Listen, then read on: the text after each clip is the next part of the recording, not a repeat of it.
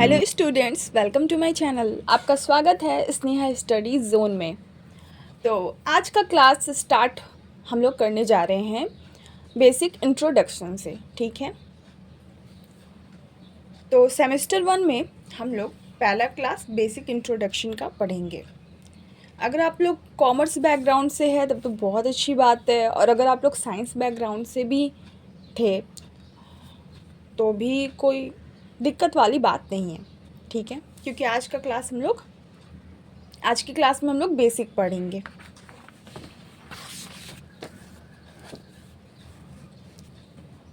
तो पहले हम लोग जान लेंगे कि सीयू के सेमेस्टर 1 के सिलेबस में फाइनेंशियल अकाउंटिंग में क्या क्या चैप्टर्स आएंगे और कितने मार्क्स के रहेंगे। तो पहला है फाइनेंशियल अकाउंटिंग में अकाउंटिंग 1।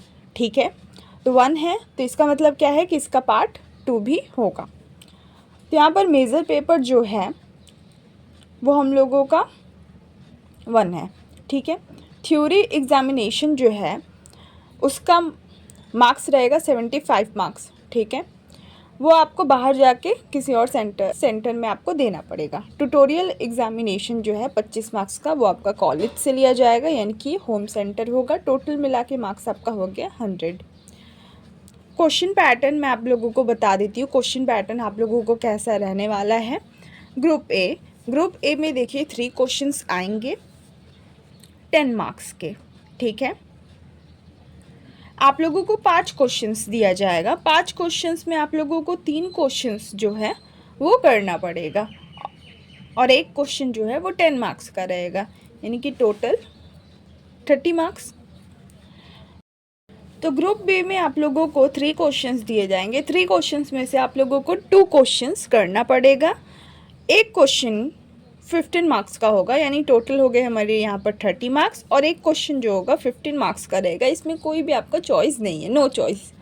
इसमें ये जो है एकदम कंपलसरी है, करना है। ठीक है, तो टोटल मिला के हो गए, इन दोनों को मिला के हो गए 30 और 15 मिला के 45, 30 + 45 75, टोटल 75 मार्क्स का आपका थ्योरी एग्जामिनेशन होगा। ठीक है, चलिए अब सिलेबस की बात कर लेते हैं कि फाइनेंशियल अकाउंटिंग में क्या क्या चैप्टर्स हम लोग कवर करेंगे। तो chapters to be covered: basic introduction, revenue and capital expenditure, basis of accounting, accounting conventional and assumption, depreciation, provisional for bad debt, inventories, control accounts, rectification of errors, revenue recognition, final accounts from complete records, final accounts from incomplete records, final accounts of non-profit seeking organization। तो आपका total 30 chapters आएगा। तो चलिए आज की class start करते हैं। तो हम लोग पढ़ेंगे बेसिक इंट्रोडक्शन। बेसिक इंट्रोडक्शन में पढ़ेंगे डबल एंट्री कॉन्सेप्ट के बारे में सबसे पहले। ठीक है, तो डबल एंट्री कॉन्सेप्ट का निर्माण किसने किया था? एक बहुत अच्छे मैथमेटिशियन ने, जिनका नाम है लुका पैसियोली, 1494 में। ठीक है, तो पहले के जो लोग थे वो क्या करते थे, अगर बहुत पहले अगर हम लोग जाके देखें तो वो लोग डबल एंट्री कॉन्सेप्ट को फॉलो नहीं करते थे। वो लोग जो भी सामान बेचते थे वो लोग पहले क्या करते थे, दिमाग में रिकॉर्ड करते थे। मतलब सारी चीज़ों को वो लोग दिमाग में याद करते थे कि हाँ इनको इतना का सामान बेचे, इनको इतना का सामान बेचे। और पहले के लोग उधारी भी बहुत कम देते थे, क्योंकि वो लोग भूल जाते थे। ठीक है, इसलिए वो लोग नकद ज़्यादा देते थे, और ऐसे ही वो लोग क्या करते थे, अपना दुकान चलाते थे।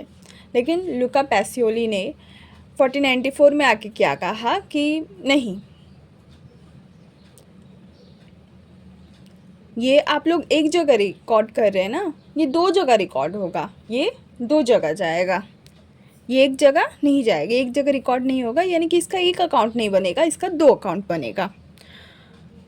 तो proposition every financial transaction having 2 accounts, हर एक फाइनेंशियल ट्रांजैक्शन का क्या होगा, दो अकाउंट बनेगा, one of accounts is debited and other one is credited, यानी एक अकाउंट को हम लोग क्या करेंगे, डेबिट, और दूसरे को क्या करेंगे, क्रेडिट।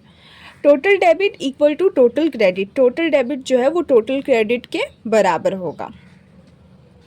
तो अकाउंट्स को हम लोग क्लासिफाइड करते हैं 3 कैटेगरीज में। कौन कौन से, रियल अकाउंट,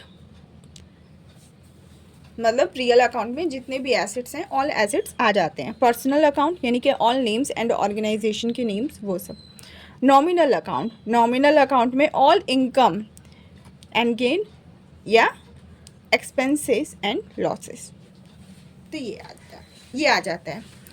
अब rule of passing double entry journal, अब हम लोगों को जर्नल एंट्री इसके बेस पर पास करना है, तो कैसे पास करेंगे, देखिए रियल अकाउंट का जो रूल है, डेबिट कम्स इन, मतलब debit what comes in, credit what goes out, यानी कि डेबिट उसको करेंगे जो आ रहा है और क्रेडिट उसको करेंगे जो गोज आउट यानी कि जा रहा है। पर्सनल अकाउंट, पर्सनल अकाउंट में हम लोग डेबिट किसको करते हैं, रिसीवर को करते हैं, ठीक है, debit the receiver. The benefit from entity, जिसको बेनिफिट मिल रहा है, क्रेडिट द गिवर, क्रेडिट उसको करते हैं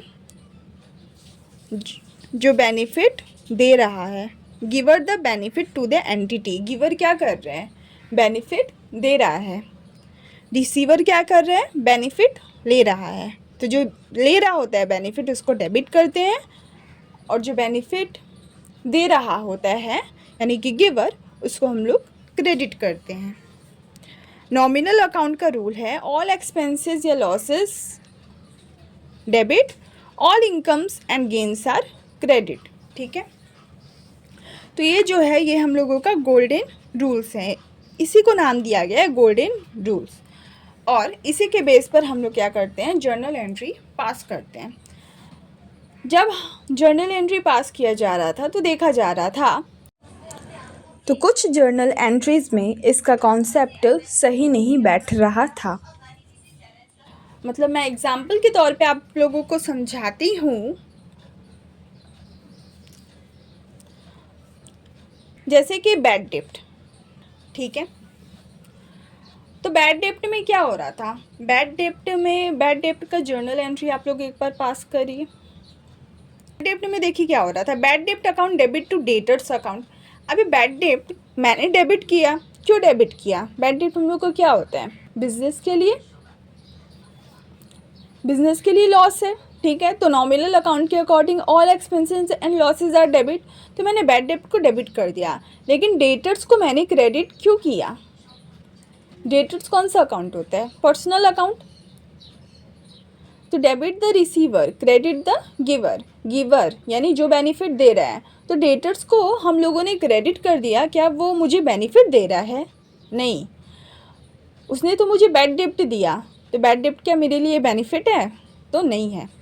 तो ये जो है वो एक कॉम्प्लेक्स ट्रांजैक्शन है, यानी कि मेजर लिमिटेशन में बोला गया no proper explanation of complex transaction. तो कॉम्प्लेक्स ट्रांजैक्शन का क्या है, यहाँ पर कोई भी एक्सप्लेनेशन नहीं है। आप चाहकर भी मुझे ये नहीं एक्सप्लेन कर सकते कि यहाँ पर डेटर्स जो है वो गोल्डन रूल के अकॉर्डिंग क्रेडिट क्यों हुआ, है ना, कोई सही एक्सप्लेनेशन नहीं है।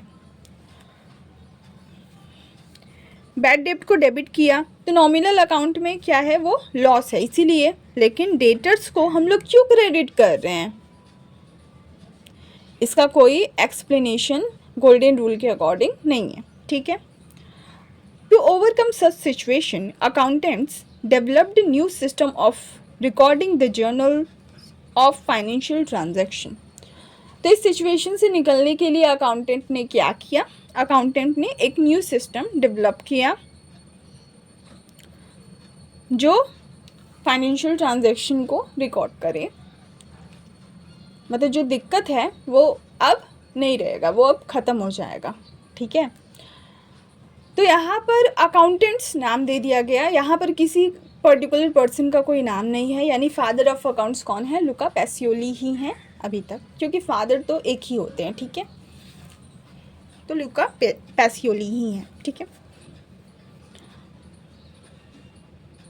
तो 1 2 3 are same as above, propose new 4 and 5।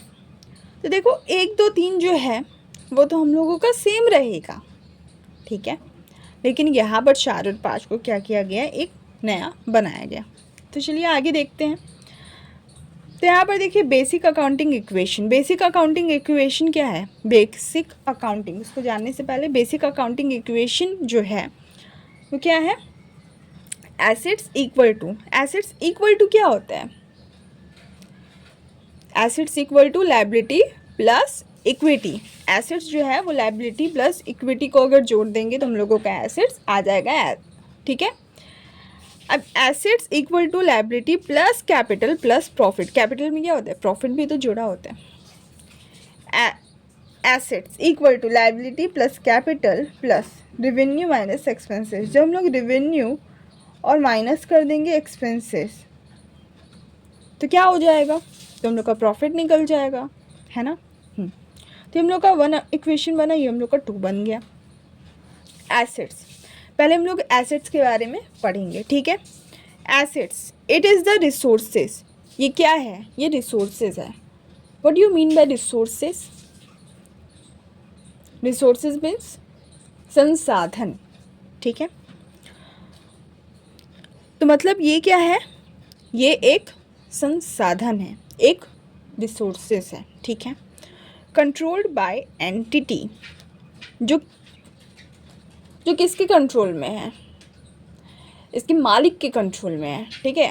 Assets किसके कंट्रोल में होता है? उसके मालिक के कंट्रोल में होता है। जैसे अगर मान लीजिए किसी का, मान लीजिए आपके पास एक फर्नीचर है, ठीक है।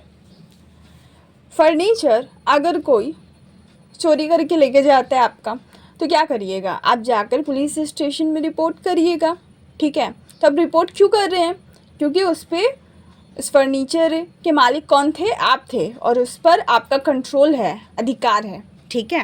तो यही बोला जा रहा है controlled by entity. Out of past transaction, यानी कि ये पास्ट ट्रांजैक्शन से रिलेटेड है।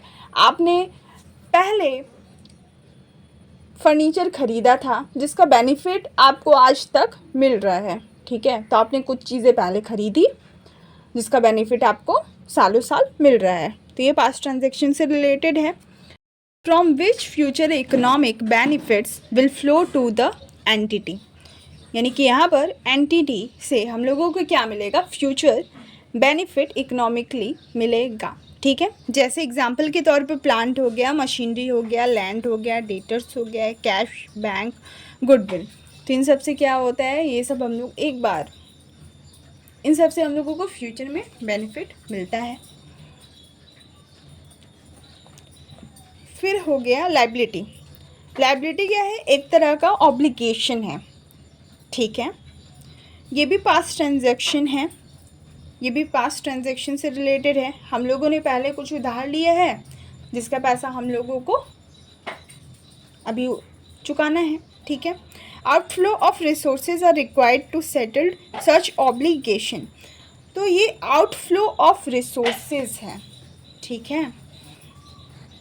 यानी कि एक ऐसा संसाधन है जिससे आपका क्या होगा? आउटफ्लो होगा, यानी कैश तो आपका जाएगा, लेकिन सेटल करने के लिए उस ऑब्लिगेशन को, सच ऑब्लिगेशन, जो आपने ऑब्लिगेशन लिया है उसको सेटल करने के लिए आपके संसाधन का क्या होगा? आउटफ्लो होगा। जैसे कि एग्जांपल के तौर पे bank loan, creditors, outstanding expenses. तो आज की क्लास हम लोग यही समाप्त करते हैं, मिलते हैं नेक्स्ट वीडियो में। Keep watching, keep supporting.